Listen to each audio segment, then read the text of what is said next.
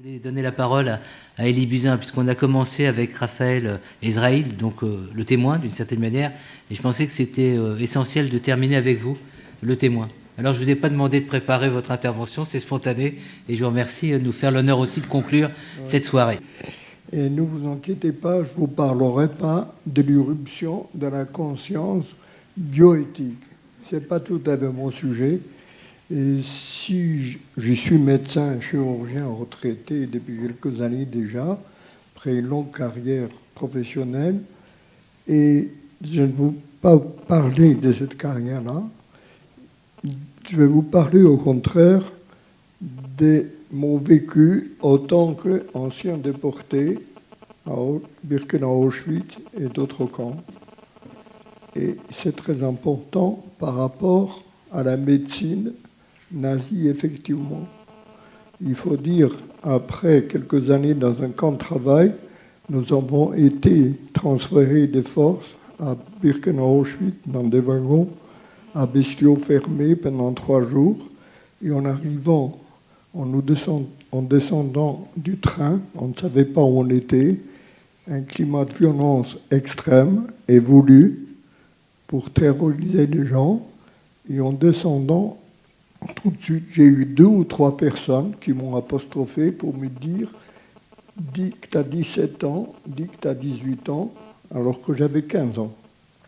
Je ne comprenais pas pourquoi cela, à quoi signifiait, mais en fait, on nous a mis dans les rangées pour subir la sélection.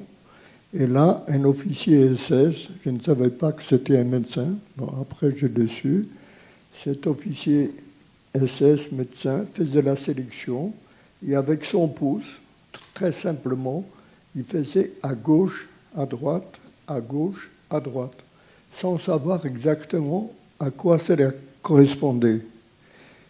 J'ai vu tout de suite mes parents, qui étaient âgés, fatigués déjà, quelques. J'ai vu mes parents, ils sont partis sur la gauche. Moi, cet officier me demande mon âge. Il me dit en allemand, wie alt bist du? Et je me suis souvenu le conseil que des déportés qui l'ont reçu m'ont donné. J'ai dit, j'ai 17 ans. Visiblement, le médecin ne m'a pas cru parce que je n'étais pas très grand. Eh bien, pour éprouver ma résistance, il m'a donné un coup de poing violent dans la poitrine. Il se trouve que je ne suis pas tombé, j'ai tenu debout comme ça. Et c'est grâce à cela que je suis là en train de vous parler aujourd'hui. Parce que si j'y étais tombé, j'aurais été de l'autre côté.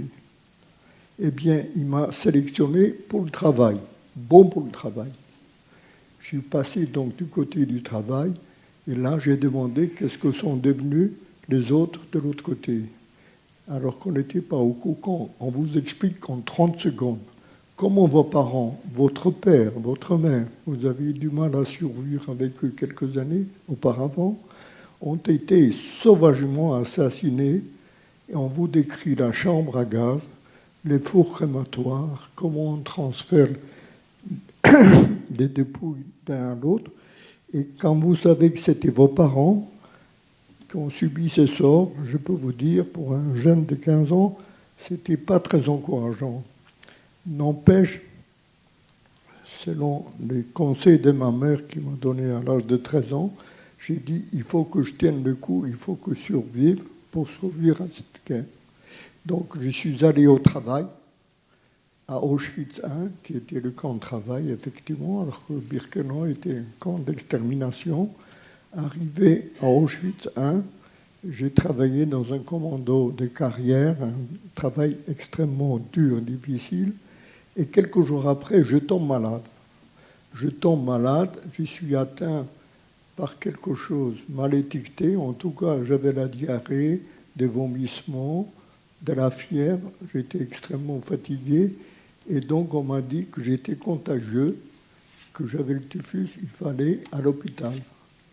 Et l'hôpital à Auschwitz était en fait la mort, puisque vous ne pouviez plus travailler, on vous envoie à l'hôpital, et donc je me suis dit, c'est la fin. J'arrive à l'hôpital, je suis couché là, je vois arriver un médecin, et j'étais sûr que c'était un médecin allemand, SS, Il avait grand, blond, et puis une blouse blanche. Et il se penche sur moi et me dit « Calme-toi », en allemand, « Calme-toi, calme-toi ». Je me suis dit « Bon, je ne vais pas bouger ». Il me dit « Écoute, tu es malade, tu n'es pas bien ». Et j'ai cherché sur sa blouse l'insigne SS, la tête de mort avec SS, je n'ai pas trouvé. J'ai trouvé qu'il y avait un numéro, le même que j'avais un numéro aussi avec un triangle rouge, mais il n'avait pas de triangle rouge, il avait un triangle violet, dont je ne connaissais pas du tout la signification. Et donc ce médecin me tranquillise et il me soigne.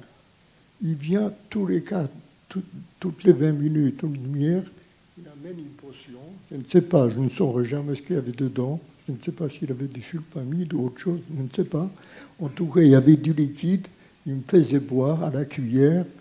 Et c'est ainsi, grâce à lui, j'ai pu récupérer et retourner dans mon bloc. En retournant au bloc, alors que tout le monde était sûr que j'étais mort, et on m'explique que, je les demande, c'est quoi ce médecin qui a un triangle violet? Et on me dit, c'est un médecin particulier, c'est un Bibelforscher, un Allemand, c'est-à-dire témoin de Jéhovah. Et les témoins de Jéhovah, à l'époque, en Allemagne, étaient refusés de faire du service militaire, étaient objecteurs de conscience, et pour cela, ils étaient déportés dans un camp de déportation. Parmi, il y avait beaucoup de travailleurs sociaux, des infirmiers, des médecins, etc. Et vraiment, ils faisaient des choses extraordinaires à l'intérieur du camp pour aider les gens. Et en plus, j'ai appris dans l'hôpital où j'étais des contagieux. Les médecins nazis, ils avaient peur de la contagion, ils n'y rentraient pas, ils n'exerçaient pas. Il n'y avait que des médecins déportés qui s'occupent de ces malades.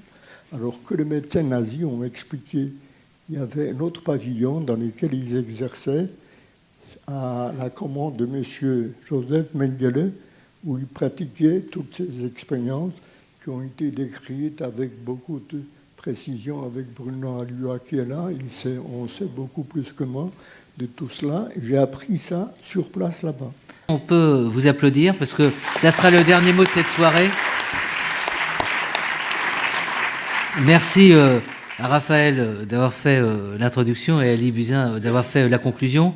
Vous verrez quand d'ici 2 semaines, on mettra en ligne cette soirée, qu'on aura le témoignage donc d'Elie Buzyn qui sera plus développé. Et je voulais vous souhaiter à toutes et à tous une bonne soirée. Les transports fonctionnent très très bien et vous allez être animés par tout ce que vous aurez entendu. Je vous en prie. Je voudrais dire un petit mot. Je vous signale que Joseph Mengele est mort normalement dans son lit, 35 ans après. Il a été soutenu, non seulement par sa famille, mais par beaucoup de pays en Amérique du Sud, qui soutenaient tous ces médecins nazis, parce qu'ils amenaient là-bas beaucoup d'argent qu'ils ont pillé chez les Juifs pendant la guerre. Ils transféraient tout cela là-bas. Eh bien, M. Mengele est mort normalement dans son lit à 60 ans.